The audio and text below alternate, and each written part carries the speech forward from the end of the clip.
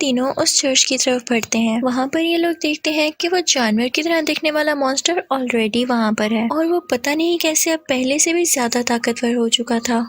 उनमें लड़ाई होने लगती है और वो मॉन्स्टर मेजर को बहुत बुरी तरह जख्मी कर देता है और हेलबॉय के पीछे भी पड़ जाता है। और फिर हम देखते हैं कि मॉन्स्टर के जख्मी करने की वजह से उस मेजर में काफी ज्यादा चेंजेस आने लगे थे। उसकी बॉडी में उसका जहर फैलता ही जा रहा था और वो बहुत अजीब फील करने लगा था। मेजर काफी अरसे से इस चीज का ख्याल रख रहा था कि अगर उसे कोई इन्फेक्ट कर दे तो वो उससे बच जाए। उससे बचने के लिए वो एंटीडोट भी ले रहा था, लेकिन आज वो ऐसा नहीं कर पाता और वो पूरी तरह से इन्फेक्टेड हो जाता है। तो इस वजह से आज वो एक बहुत ही बड़े वेयरवुल्फ में चेंज हो जाता है। अब वो और हेलबॉय मिलके दोनों उस मॉन्स्टर का मुकाबला करने लगते हैं। उन तीनों में बहुत लड़ाई होती है और जानवर की तरह दिखने वाला वो मॉन्स्टर हेलबॉय को मारने ही वाला होता है कि रानी उसे पीछे से रोक लेती है। रानी उस मॉन्स्टर को ही मार देती है और हेलबॉय को दूर जाके फेंकती है। वो जगह उसी किंग का कमरा था और वहाँ पर वो स्वर्ड भी होती है। रानी उसे कहती है कि ये तलवार निकाल लो और यहाँ पर हमें पता चलता है कि हेलबॉय अगर वो तलवार निकाल लेता है तो वो वाकई में बहुत पावरफुल हो जाएगा और हो सकता है कि वो पूरी दुनिया को तबाह भी कर दे।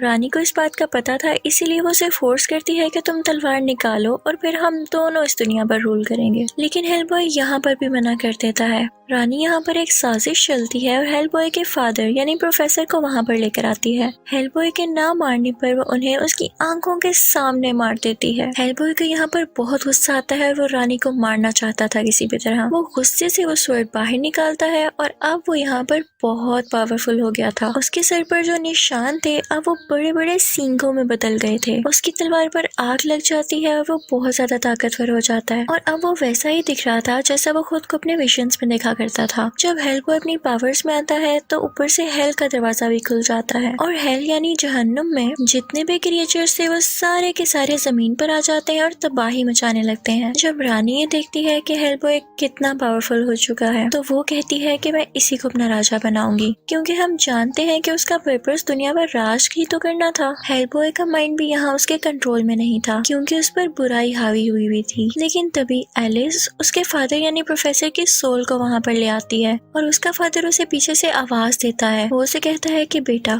ये तुम्हारे बस में है, अगर आज तुम चाहो तो दुनिया को बचा भी सकते हो और उसको तबाह